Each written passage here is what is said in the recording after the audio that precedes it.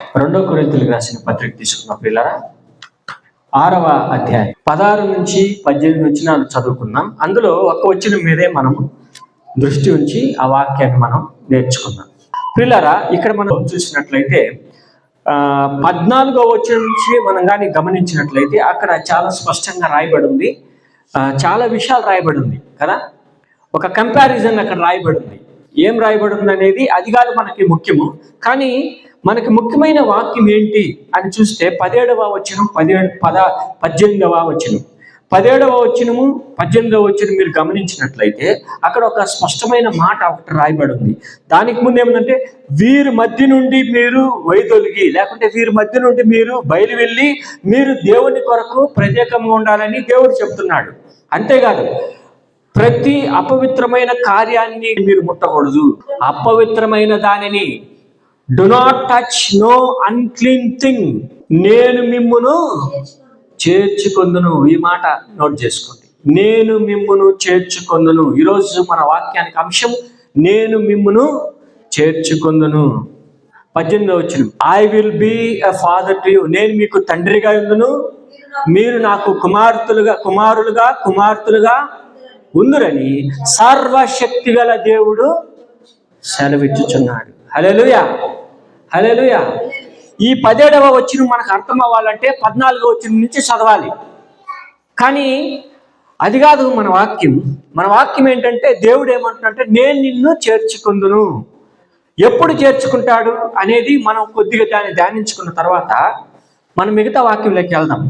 అయితే పౌలు భక్తుడు కొరింథీ సంఘానికి ఈ పత్రిక రాస్తూ వారిని ఉద్దేశించి, ఆ దేవుని ప్రజలను ఉద్దేశించి చెప్తున్న మాటలు ఏంటంటే, వారికి ఇంకొకసారి దేవునికి పవిత్రంగా పరిశుద్ధంగా జీవించడము ఎలాగో, మరియు ఇక్కడ దేవుని యొక్క నిబంధనను వాళ్ళు మంచి రీతిలో సరైన రీతిలో అర్థం చేసుకోవాలని వాళ్ళకి అర్థమయ్యేటట్టు చెప్తున్నాడు. ఇది వాక్యం. 16వ వచనం నుంచి లేక 16వ వచనము 2వ భాగం నుంచి మనం చూస్తే దేవుని యొక్క నూతన ఆజ్ఞ ఏంటి అనేది అక్కడ ఉంది. అదేంటి నూతన ఆజ్ఞ అంటే, నేను మీ మధ్య నివసించేదను, నేను మీ మధ్య ఉండేదను, నడిచేదను కదా, నేను మీ దేవుడినై ఉందను, మీరు నా ప్రజలై ఉందురు. ఈ మాట ఇర్మియా గ్రంథం 31వ అధ్యాయం 33వ వచనంలో కూడా ఉంది. ఇది నిబంధన. అంటే పౌలు చెప్తున్న ఉద్దేశాన్ని నేను చెప్తున్నా. ఆ మాటలు చెప్తూ ఇప్పుడు 17వ వచనంలో అంటున్నాడు. ఏమంటున్నాడంటే, వారి యొద్ద నుండి, వారంటే ఎవరు? ఈ అన్యులు. వారంటే ఎవరు? ఈ బెలియలు. వారంటే ఎవరు? ఈ చీకటి సంబంధులు. వారంటే ఎవరు? ఈ అబద్ధ చెప్పేవాళ్ళు. 14వ వచనం ఒకసారి చదవండి. బాగా గమనించండి. ఇక్కడ అవిశ్వాసులతో జోడుగా ఉండకూడదు. నీతికి బాగా గమనించండి. విశ్వాసులకు అవిశ్వాసులు, నీతికి దుర్నీతికి, లాలెస్నెస్ అంటారు, దుర్నీతికి. వెలుగునకు చీకటికి ఏమి పొత్తు? క్రీస్తునకు బెలియేలుకు ఏమి సంబంధం? విశ్వాసికి పాలు ఎక్కడ? దేవుని ఆలయముకు విగ్రహాలకు ఏమి? దేవుని మందిరానికి విగ్రహాలకి ఏం పొందిక? ఇక్కడ బాగా గమనించినట్లయితే ఒక మాట మాత్రం నేను మీకు చెప్తా. బెలియాలంటే ఎవరు? యూదా ప్రజలు, యూదా మతాన్ని ఆచరించారు, జూడాయిజం అంటారు. ఈ యూదా సాంప్రదాయములు అంటే యూదా మతాన్ని ఆచరించే వాళ్ళు సాతానుని బెలియాలు అని పిలిచేవారు. బెలియాలు అంటే సాతాను అని అర్థం. అందుకే పౌలు ఆ పదాన్ని తీసుకొని ఇక్కడ అంటున్నాడు, క్రీస్తుకు బెలియలకు ఏమి సంబంధం? చూడండి, ఇప్పుడు మనకు అర్థమైంది. అవిశ్వాసులు, తర్వాత దుర్నీతి, తర్వాత చీకటి, బెలియలు, తర్వాత అవిశ్వాసులు, తర్వాత విగ్రహాలు. వీటికి పాలు పొందిక ఈక్వాలిటీ అంతా లేదు. దేవుని బిడ్డలో అయిన వారు ప్రత్యేకంగా ఉండాలి కదా. అందుకే ఇక్కడ అంటున్నారు, వీరి యొద్ద నుండి మీరు బయలు వెల్లుడి. ఆ నిబంధనను ఒకసారి జ్ఞాపకం చేస్తున్నాడు. 16వ వచనం ఏముందంటే, ఇక్కడ నేను మీ మధ్య ఉన్నాను, దేవుడు చెప్తున్నమాట, నేను మీ మధ్య ఉన్నాను, నేను మీ మధ్య నడుస్తున్నాను, ఐ వాక్ అమాంగ్ యూ కదా, and I will be their God. నేను మీ దేవుడినై ఉన్నాను, మీరు నా ప్రజలై ఉన్నారు. అది దేవుని నిబంధన. ఇక్కడేమంటే therefore go out from their midst, అంటే వారి మధ్య నుండి మీరు తొలగిపోండి. మీరు ప్రత్యేకంగా బీ సపరేట్ ఫ్రమ్ దెమ్, వారి యొద్ద నుండి మీరు ప్రత్యేకంగా ఉండాలి అని ప్రభువు చెప్తున్నాడు. సేజ్ ద లార్డ్, దేవుడు చెప్తున్న మాట. దేవుణ్ణి ఎవరైతే విశ్వసించి యేసు ప్రభుని రక్షకుడని, ప్రభు అని, వారి యొక్క సొంత రక్షకుడని, ప్రభు అని ఎవరైతే వారి హృదయంలో చేర్చుకొని స్వీకరించి ఆయన మాటల ప్రకారం జీవిస్తారో, బాప్తిసం తీసుకొని దేవుని మందిరంలో దేవుని యొక్క కార్యక్రమాల్లో ఎవరైతే ఉంటారో, పరిశుద్ధ కార్యక్రమాల్లో, ఆత్మీయ కార్యక్రమాల్లో, అందరూ దేవుని బిడ్డలు. వారు ఈ లోకానికి, ఇలాంటి సాతానికి సంబంధించిన ప్రజలు, లోకానుసారంగా ఉంటున్న ప్రజలు, దుర్నీతి పరులకు మనం ప్రత్యేకంగా ఉండాలి. ఆ విధంగా మీరు ఉన్నప్పుడు రెండో కార్యం, ఒకటి వీరొద్ద నుండి మీరు దూరంగా ఉండాలి, ప్రత్యేకంగా ఉండాలి.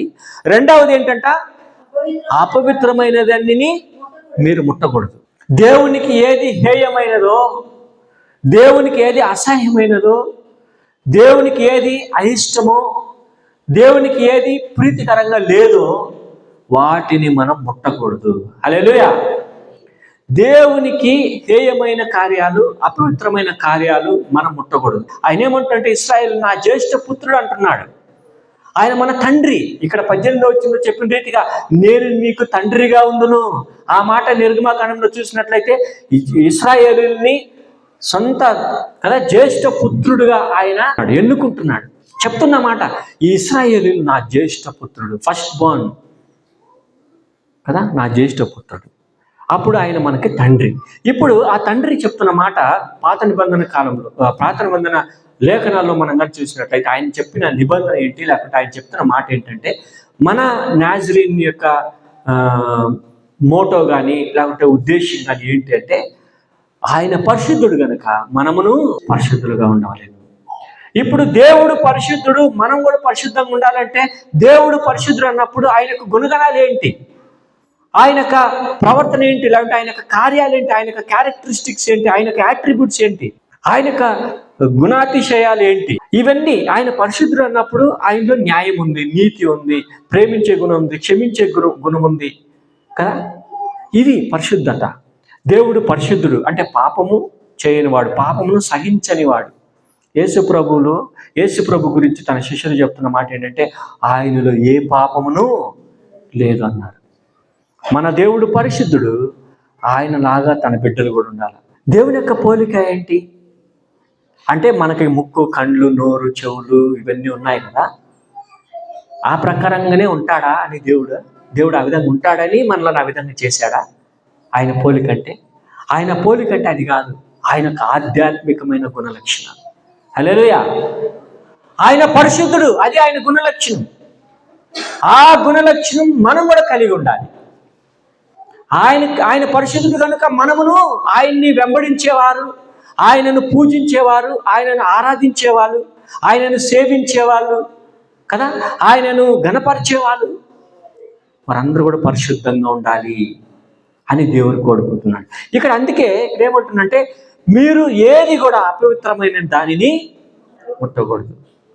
దేవునికి ఏది చెడ్డగా కనిపిస్తుందో, దేవునికి ఏది అపవిత్రంగా కనిపిస్తుందో, దేవునికి ఏది అసహ్యంగా కనిపిస్తుందో, దేవునికి ఏది హేయంగా ఉంటుందో ఆ కార్యాలు మనం చేయకూడదు. అపవిత్రమైన చోట మనం ఉండకూడదు, అపవిత్రమైన దానిని మనం ముట్టకూడదు, అపవిత్రమైన మాటలు మన నోటి నుండి రాకూడదు, అపవిత్రమైన కార్యాలను మనం చూడకూడదు, అపవిత్రమైన కార్యాలకు సంబంధించిన మాటలు మనం వినకూడదు.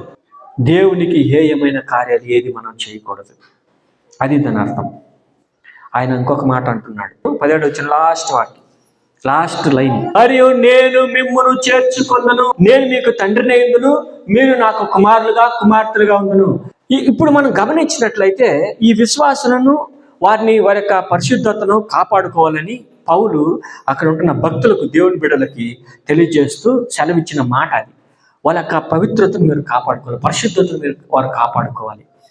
వారు అపవిత్రమైన దేన్ని ముట్టకూడదు కదా, అలాంటి కార్యాలు ఏది చేయకూడదు. కానీ వాళ్ళు ఏం చేయాలంటే పరిశుద్ధంగా నడుచుకోవాలి, పవిత్రంగా నడుచుకోవాలి, భక్తులుగా, దేవునికి బిడ్డలుగా ప్రత్యేకంగా వాళ్ళు ఉండాలి అని వారికి చెప్తున్న మాటలు. ఇక్కడ మనం 3 విషయాలు గమనించాలి. 3 విషయాలు మనం తెలుసుకున్నాం. చూడండి, దేవుడు మనలను చేర్చుకోవాలంటే మనం ఏం చేయాలి? 3 కార్యాలు. 1, నిర్గమకాండం 6వ అధ్యాయం 7వ వచనం. మిమ్మును నాకు ప్రజలుగా చేర్చుకొని మీకు దేవుడైందును. అప్పుడు ఐగుప్తీయుల బరువు కింద నుండి మిమ్మల్ని వెలుపలికి రప్పించిన మీ దేవుడైన యెహోవాను నేనే అని మీరు తెలుసుకుంటారు. చాలు. ఇక్కడ 7వ వచనం మీరు గమనించినట్లయితే ఒక మాట ఉంది, I will take you to be my people. అంటే నేను మీ ప్రజలుగా నేను చేసుకుంటాను, నేను నీ దేవుడిగా ఉంటాను, మీరు నన్ను తెలుసుకుందరు, నేను మీ దేవుడిని అన్నాను, నేను ఐగుప్తులో నుండి మిమ్మల్ని విడిపించిన వాడిని, మీ యొక్క భారమును చూడండి, ఐగుప్తుల కింద మీరు అనుభవిస్తున్న ఈ దాసత్వాన్ని, ఈ భారాన్ని, ఈ కఠినమైన కార్యాల నుండి నేను విడిపిస్తాను. చదవండి మరొకసారి. మిమ్మును నాకు ప్రజలుగా చేర్చుకొని మీకు దేవుడనైందును. అప్పుడు ఐగుప్తీయుల బరువు, బాగా గమనించండి, ఐగుప్తీయుల బరువు కింద నుండి, అంటే ఆ బర్డన్స్, ఆ యొక్క భారము కింద నుండి నేను మిమ్మల్ని బయటికి, అంటే విమోచించిన, వెలుపలికి నడిపించిన మీ దేవుడినైన యెహోవాను నేనే అని మీరు తెలుసుకుందరు. హల్లెలూయా. చాలా స్పష్టంగా ఉంటుంది. మొట్టమొదటి కార్యం ఏంటంటే మన కింద ఉంటున్న భారాన్ని, అంటే ఎవరి కిందన ఉన్న భారముల నుండి ఆయన విమోచించగలిగే దేవుడని మొట్టమొదట మనం తెలుసుకోవాలి. ఆయన మనల్ని చేర్చుకుంటాడన్నప్పుడు, అంటే మళ్ళీ ఆయన మనల్ని చేర్చుకోవాలనుకుంటే ఆయన చేసే కార్యం, అంటే దేవుడు చేసే కార్యం మన పట్ల, దేవుడు మనలను చేర్చుకుంటే ఏం జరుగుతుంది అంటే భారము కింద నుండి మనకు విడుదల కలుగుతుంది. హల్లెలూయా కదా, అంతే కదా. ఇప్పుడు దేవుడు ఏమంటున్నాడు? దేవుడు చెప్తున్న మాట, ఆయన మనలను చేర్చుకుంటే, ఒకవేళ ఆయన మనలను చేర్చుకుంటే ఏం జరుగుతుందంటే మనల్ని విడిపించే దేవుడిగా ఉంటున్నాడు. అది ఎలాంటి భారమైనా సరే. ఒకవేళ ఈరోజు మనం అనుకోవచ్చు, అయ్యో నాకు చాలా భారంగా ఉంది, కుటుంబంలో చాలా భారమైన బాధ్యతలు, నేను ఈ కార్యం చేయలేకపోతున్నాను, లేకుంటే నాకు ఇది అవసరమై ఉంటుంది, నాకు ఎంతో భారం ఉంది, బాధ్యతలు ఉన్నాయి, నేను నా వల్ల కాలేదు అని మీరు అనుకుంటుంటే, ఒకవేళ ఒత్తిడి కింద ఉంటే, ఒకవేళ మనల్ని ఎవరైనా ఒత్తిడి చేస్తున్నట్లయితే, లేకపోతే మనలను డామినేట్ చేస్తున్నట్లయితే కదా, అలాంటి కార్యాల నుండి దేవుడు మనల్ని విడిపిస్తాడు. అందుకే ఆయన అంటున్నాడు, నేను మిమ్మల్ని చేర్చుకుందును. 17వ వచనం చివరి లైన్, నేను మిమ్మల్ని చేర్చుకుందును. దేవుడు నిన్ను నన్ను చేర్చుకుంటే తర్వాత జరిగే కార్యం ఏంటంటే, అది ఎలాంటి భారమైనా సరే ఆ భారం నుండి దేవుడు మనల్ని విడిపిస్తాడు. హల్లెలూయా. ఇక్కడ ఇశ్రాయేలు ప్రజలను అదే ఉద్దేశించి మాట్లాడుతుంది. నేనే కదా మిమ్మల్ని నడిపించింది కదా, నేనే కదా మీ మధ్య అద్భుతాలు చేసింది, నేనే కదా మిమ్మల్ని ఐగుప్తు దేశం నుండి, ఆ బానిసత్వం నుండి, ఆ భారం నుండి నేను విడిపించిన దేవుడు నేనే కదా. అలాంటి దేవుడు నేనే అని మీరు తెలుసుకోవాలి.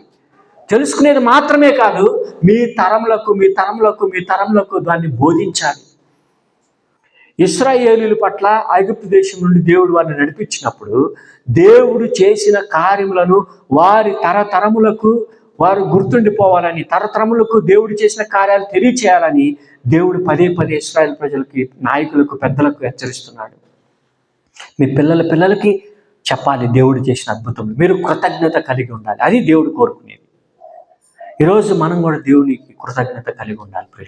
దేవుడు మన భారం, అది ఎలాంటి భారం కింద మనం ఉన్నా, సతమతం అవుతున్నా, మనం ఏం చేయాలి? దేవునికి కృతజ్ఞత కలిగి ఉండాలి, దేవునికి ప్రత్యేకంగా ఉండాలి. అపవిత్రమైన కార్యాలు ఏది చేయకుండా ఉంటే దేవుడు, అది ఎలాంటి భారమైనా సరే, ఆ భారం కింద నుండి, ఆ కాడి కింద నుండి, ఆ యొక్క బానిసత్వం కింద నుండి, ఆ డామినేషన్ కింద నుండి దేవుడు నేను విడిపిస్తాడు. 2వ కార్యం, కీర్తనలు 49వ అధ్యాయం 15వ వచనం, దేవుడు నన్ను చేర్చుకొనును, పాతాళ బలంలో నుండి ఆయన నా ప్రాణమును విమోచించును. మొదటిది, అది ఎలాంటి భారమైనా ఆ భారం నుండి ఆయన మనలను విడిపిస్తాడు, విమోచిస్తాడు. రెండవది, అది ఎలాంటి పాతాళ బలము అయినా సరే అందులో నుండి దేవుడు మనకి విమోచన కలిగిస్తాడు. హల్లెలూయా, హల్లెలూయా. పాతాళ బలములో నుండి చూడండి, ఆయన మనకి విమోచన కలిగించే దేవుడిగా ఉంటున్నాడు. పాతాళ బలం అంటే ఏంటి? ఇక్కడ యాతన, వేదన, డిస్ట్రెస్, డిప్రెషన్, టెన్షన్ కదా, వేదన. హల్లెలూయా. ఎంత స్పష్టంగా చెప్తున్న మాట కదా. 15వ వచనం నేను ఇంగ్లీష్లో మీకు చదివి వినిపిస్తాను.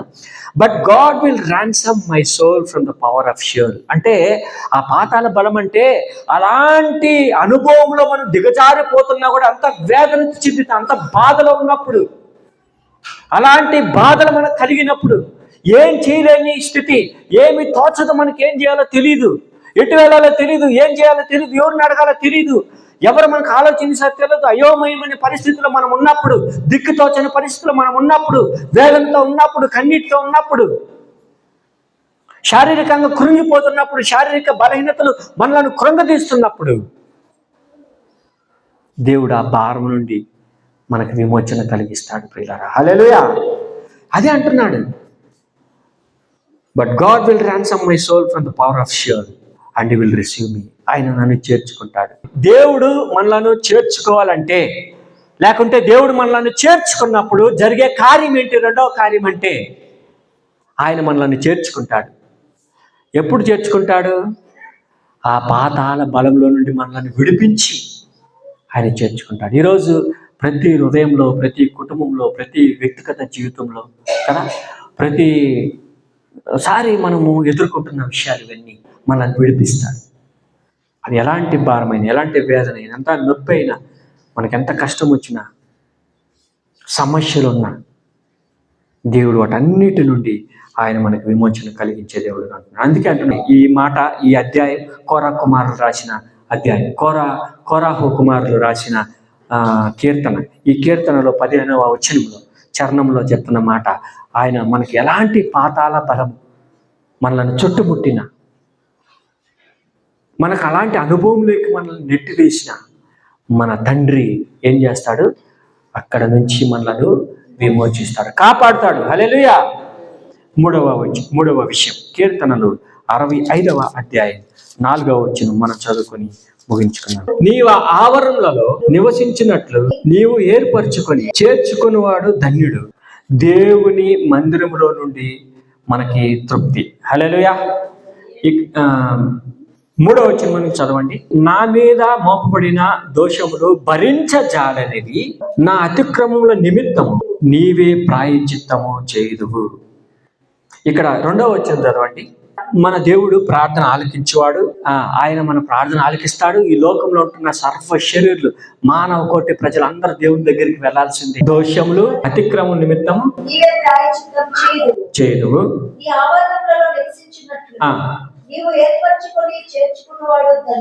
చాలు. ఇక్కడ మనం బాగా గమనించినట్టయితే మన దేవుడు ప్రార్థన ఆలకించేవాడు. అంతేకాదు, అది ఎలాంటి ఇనిక్విటీస్, ఇంగ్లీష్లో అయితే ఇనిక్విటీస్ అంటే ఎలాంటి నిందలు కావచ్చు, ఎలాంటి అవమానాలు కావచ్చు, ఎలాంటి నేరాలు కావచ్చు, మన మీద మోపబడినవి ఒకవేళ భరించలేనివిగా ఉన్నట్లయితే దేవుడు వాటన్నిటి నుండి విడిపిస్తాడు.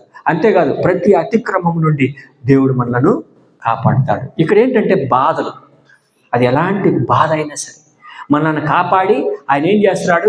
మన మందిరంలో ఉంటున్న మేలు చేత ఆయన నిన్ను తృప్తిపరిచేవాడుగా ఉంటున్నాడు ప్రియులారా. హల్లెలూయా.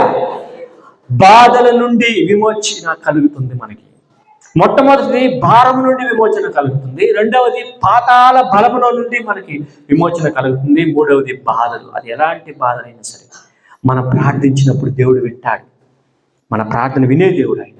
ప్రతి అతిక్రమము నుండి, ప్రతి బాధల నుండి, ప్రతి నేరముల నుండి, ప్రతి దోషముల నుండి ఆయన మనల్ని అది ఎలాంటి భారమైనా సరే, బాధలైనా సరే, భరించలేను ప్రభువా, నాకు ఈ బాధ భరించలేను అంటాం కదా. శారీరకంగా ఒకవేళ మనకి అలా బలహీనత వచ్చిందనుకో, అయ్యో నేను భరించుకోలేకపోతున్నాను ఈ బాధను. దేవుడు నీ ప్రార్థన ఆలకిస్తున్నాడు పిల్లరా. ఆయన అలాంటి స్థితిలో నుండి నిన్ను విడిపించేవాడుగా ఉంటున్నాడు. అంతేకాదు, ఆయన మందిరంలో నుండి, ఆయన మందిరంలో ఎవరైతే ఉంటారో ఆ మందిరంలో నుండి ఆయన ఆ మేలు చేత మనల్ని తృప్తిపరిచేవాడుగా ఉంటున్నాడు. ఇంగ్లీష్లో చాలా బాగా చెప్పబడింది, blessed is the one who choose and bring near. అంటే దేవుని కొరకు ఏర్పాటు చేసుకుని దేవునికి సమీపంగా జీవిస్తున్నారు, ఆయన ఆవరణలో వచ్చిన వారు, ఆయన ఆవరణలో గడిపేవారు, నివసించేవారు. We shall be satisfied with the goodness of your house. నీ మందిరంలో ఉంటున్న మంచి మేలుల చేత, ఈవుల చేత, ఆహారం చేత, మంచితనము చేత, మంచి కార్యాలను బట్టి మనం తృప్తిపడాలి. ఎందుకంటే ద హోలీనెస్ ఆఫ్ టెంపుల్, పరిశుద్ధమైన ఈ మందిరంలో నుండి దేవుడు మనకి కృపావరాలు, ఆహారమును, దీవెనలు, తృప్తిని, మేలు చేసేవాడుగా ఉంటున్నాడు. ఈ మాటలు వింటున్న మనం ఒకసారి ఆలోచన చేద్దాం. దేవుడు మనల్ని చేర్చుకునేవాడు. నేను మిమ్మల్ని చేర్చుకొద్దునని ఇక్కడ అంటున్నాడు. అదే ప్రకారంగా మనం ఏం చేయాలంటే ఈ 3 కార్యాలు, దేవుడు మనల్ని చేర్చుకున్నప్పుడు జరిగే కార్యాలు ఏంటి? మొదటి, భారం నుండి విమోచిస్తాడు. రెండవది, అది ఎలాంటి అనుభవం అయినా సరే, పాతాళ బలము లాంటి అనుభవం ఉన్నా కూడా, వేదన చెందుతున్నా కూడా అందులో నుండి ఆయన నిన్ను విమోచిస్తాడు. మూడవది, అది ఎలాంటి దోషములైన, నేరమైన, బాధలైన, అతిక్రమలైన ప్రతి ఒక్కటి నుండి ఏవో నేను భరించుకోలేకపోతున్నానని నువ్వు అనుకుంటున్నప్పుడు అలాంటి బాధల నుండి దేవుడు మనలను విడిపించేవాడుగా ఉంటున్నాడు. ఈ మాటలు వింటున్న మనం ఒకసారి మన కళ్ళు మూసుకొని మనం తీర్మానం చేసుకున్నాం. ఇక్కడ కొరింథీ పత్రికలో చెప్తున్న మాట, చెడుతో సాంగత్యం మంచివానికి చేరిపే ప్రమాదం ఉన్నది. చెడు సాంగత్యం చేసేవారు వారిలో ఉన్న మంచితనాన్ని కూడా పోగొట్టుకుంటారు. The bad company corrupts the good character. చెడు సాంగత్యం చేసేవారు వారిలో ఉంటున్న మంచి ప్రవర్తనను పోగొట్టుకునేవారు ఉంటున్నారు. వారిలో ఉంటున్న మంచి ఉద్దేశాలు, మంచితనాన్ని జరుపుకునేవారుగా ఉంటున్నారు. ప్రియా నేస్తమా, ప్రియా సహోదరి సహోదరు, ఒకసారి ఆలోచించేయండి. దేవుడు మనతో మాట్లాడుతున్నాడు.